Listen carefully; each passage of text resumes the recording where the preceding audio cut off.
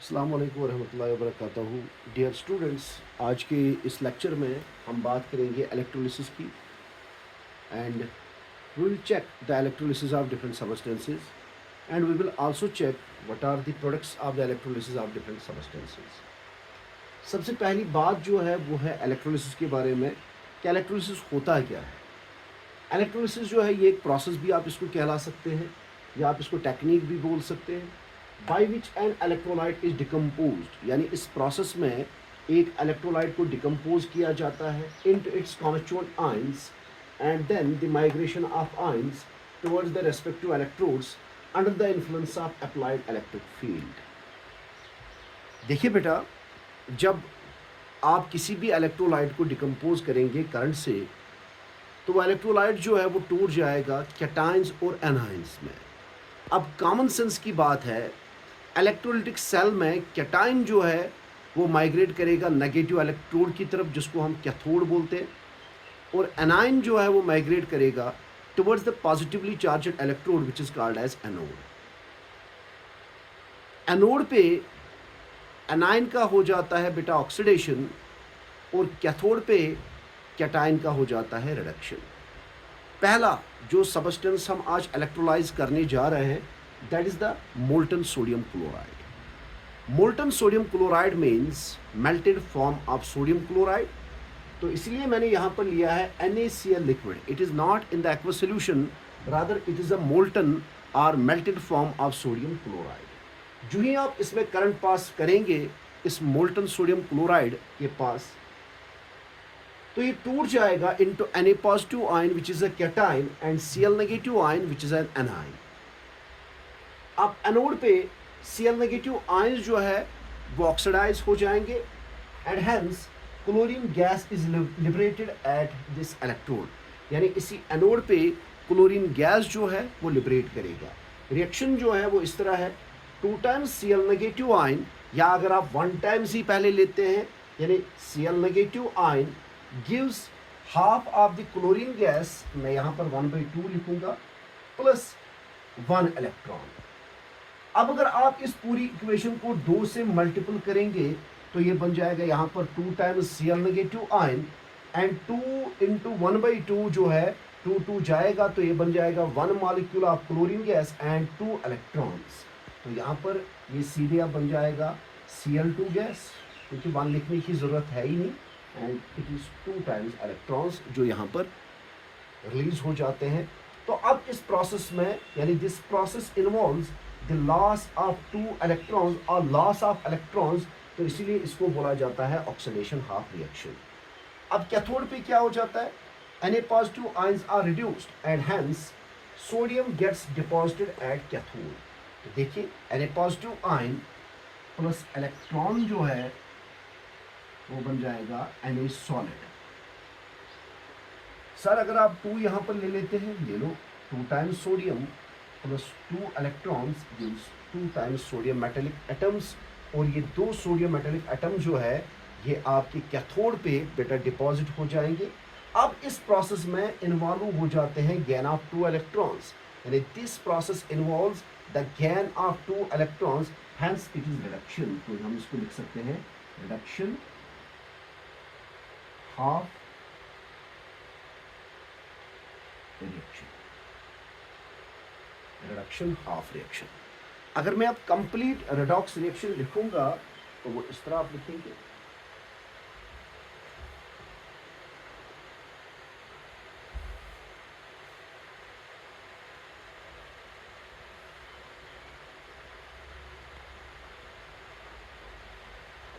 Combine आप खुद कर सकते हैं। देखो 2 times Cl negative ion gives Cl2 gas, यहाँ पर लिक्विड लिख सकते हैं आप, प्लस आ गया 2 electrons. 2 times Na positive liquid plus 2 electrons gives Na solid. पहला जो है उसमें लॉस ऑफ इलेक्ट्रॉन हो रहा है, वो ऑक्सीडेशन हाफ रिएक्शन है, और दूसरा जो है इसमें गेन ऑफ इलेक्ट्रॉन होता है, तो इसका मतलब ये और ये जो है ये कट जाएगा। अब क्या बचा यहाँ पर, टोटल नेट रिएक्शन जो है इस तरह बच गया 2 times Na positive liquid plus 2 times Cl negative liquid is 2 times NaCl. This is the complete reaction. Complete redox reaction.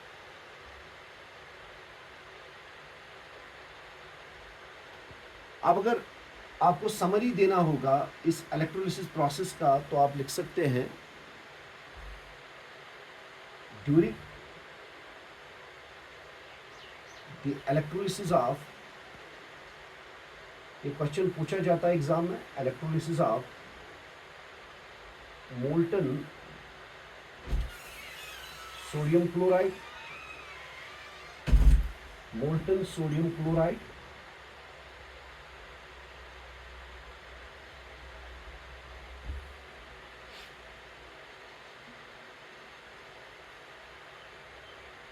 chlorine gas is liberated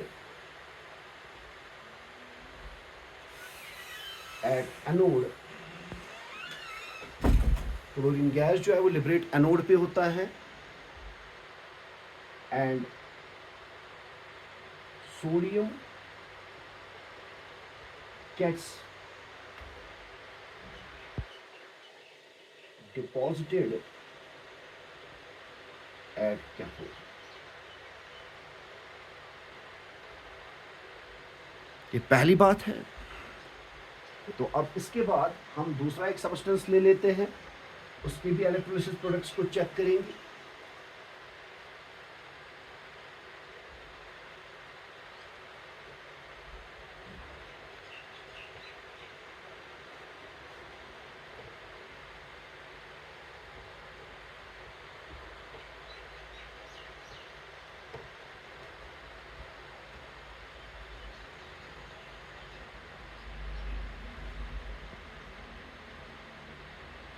Electrolysis of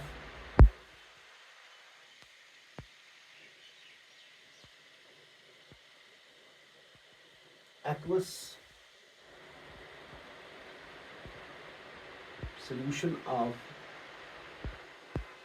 copper sulfate, copper sulphate के aqueous solution का electrolysis करके देखेंगे और products को भी check कर लेंगे। देखिए कॉपर सल्फेट के एक्वस सॉल्यूशन में कॉपर सल्फेट जो है वो एक इलेक्ट्रोलाइट है और वाटर जो है वो दूसरा इलेक्ट्रोलाइट है, तो ये बात तो ज़रूरी है। यानी कॉपर सल्फेट जो है जब आप इसके थ्रू करंट पास करेंगे बेटा जी, यानी जब आप इसकी इलेक्ट्रोलिसिस करेंगे ये टूट जाएगा CO2 पॉजिटिव एक्वस आयन में and SO4 2 negative aqueous ion. यहाँ पर वाटर भी एक वीक इलेक्ट्रोलाइट होता है बेटा जी, ये भी टूट जाएगा।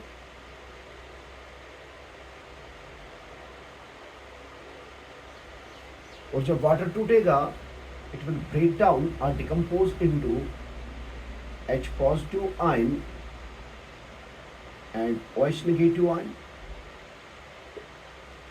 यहाँ पर अब एक मसला है कि हमारे सॉल्यूशन में इलेक्ट्रोड्स के इर्द गिर्द 2 कैटायंस के साथ साथ 2 एनायंस भी अवेलेबल या प्रेजेंट है।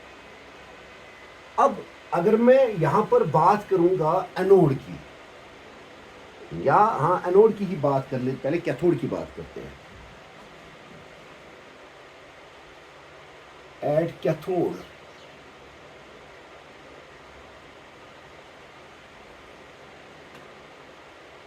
CO2 पॉजिटिव आयन और H पॉजिटिव आयन जो है वो माइग्रेट दोनों करेंगे कैथोड की तरफ। लेकिन CO2 पॉजिटिव आयन जिसको क्यूप्रिक आयन बोलते हैं, इसका डिस्चार्ज पोटेंशियल जो है वो H पॉजिटिव आयन से थोड़ा बहुत कम है, इसीलिए वहां पर प्रेफरेंशियली Cu2 पॉजिटिव आयन का बेटा हो जाएगा reduction as compare to H positive ion. मैं लिखूंगा at cathode Cu2 positive ions are reduced in preference to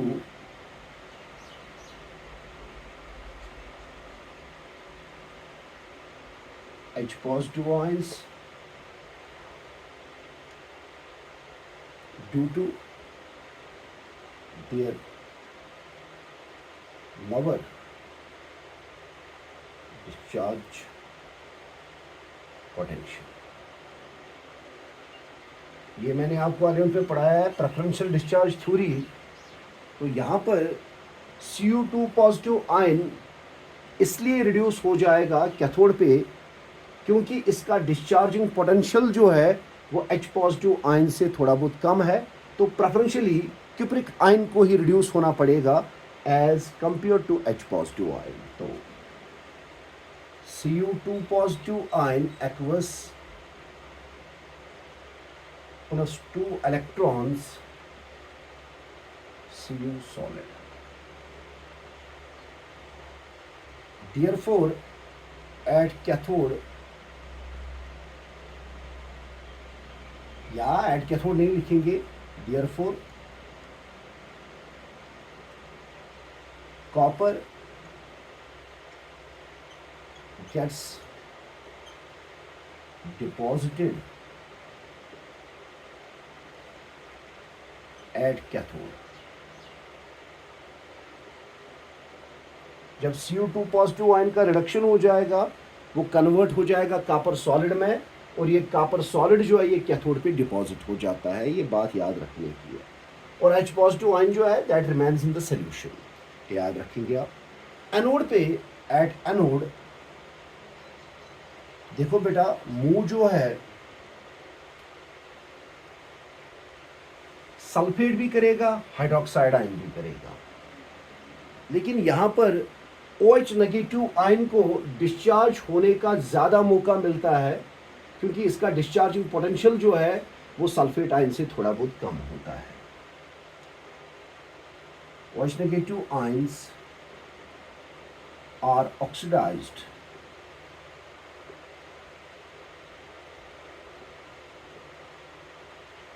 in preference to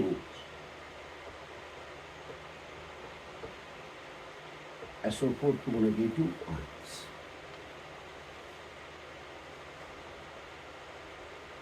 Due to their lower discharge potential।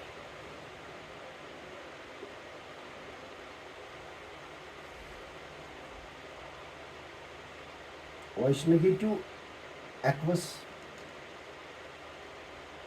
gives OH without charge and electron।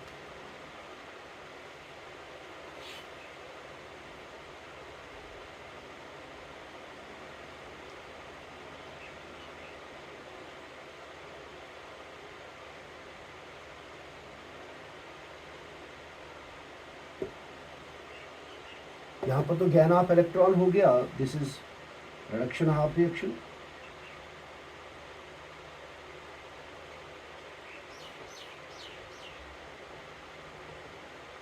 और ये cathode पे हो गया। This is anode और यहाँ पर लॉस ऑफ इलेक्ट्रॉन हो गया। This is oxidation half reaction. Oxidation of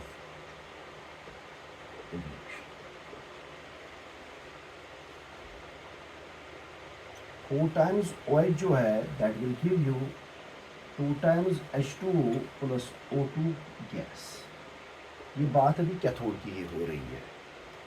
4 hydrogen है तो 2 2s are 4 हाइड्रोजन। 4 ऑक्सीजन है, 2 इसमें और 2 इसमें हो गया 4। Hence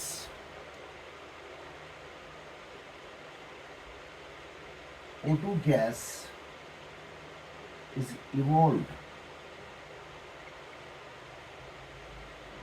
at anode। तो इस इलेक्ट्रोलिसिस प्रोसेस में कैथोड पे कॉपर का डिपोजिशन होता है और एनोड पे ऑक्सीजन गैस जो है वो इवाल्व होता है। ये दो बातें याद रखनी है। अब आपके सोल्यूशन में एक तो H पॉजिटिव आयन है और SO4 2 नेगेटिव आयन है। ये कंबाइन करके H2SO4 बनाएंगे, जिसकी वजह से जो मीडियम आपका होता है वो एसिडिक होता है। ये बात याद रखेंगे, ये पॉइंट बहुत ही ज़्यादा इंपॉर्टेंट है।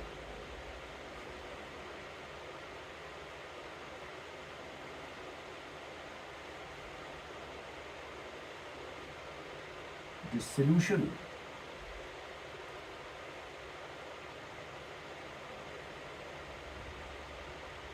left behind is acidic in nature due to the presence of H2SO4। दोबारा बोल दूंगा, ये H2SO4 कहाँ से आया? जब यहाँ पर क्यूप्रिक आयन का रिडक्शन हो गया as compare to H positive ion, तो H पॉजिटिव आयन जो है वो सोल्यूशन में रह गया। जब इस केस में हाइड्रोक्साइड आयन का ऑक्सीडेशन हो गया, सल्फेट जो है वो सोल्यूशन में रह गया। सल्फेट और H पॉजिटिव आयन कंबाइन करके H2SO4 बनाएंगे, जिसकी वजह से जो सोल्यूशन पीछे रहता है वो एसिडिक नेचर का होता है। ये बहुत बार पूछा जाता है कि बताइए, जब एक्वस कॉपर सल्फेट का इलेक्ट्रोलिसिस किया जाता है, जो सोल्यूशन पीछे बचता है उसका पीएच क्या है? PH is acidic due to the presence of H2SO4। ये बात याद रखेंगे आप। Thank you very much.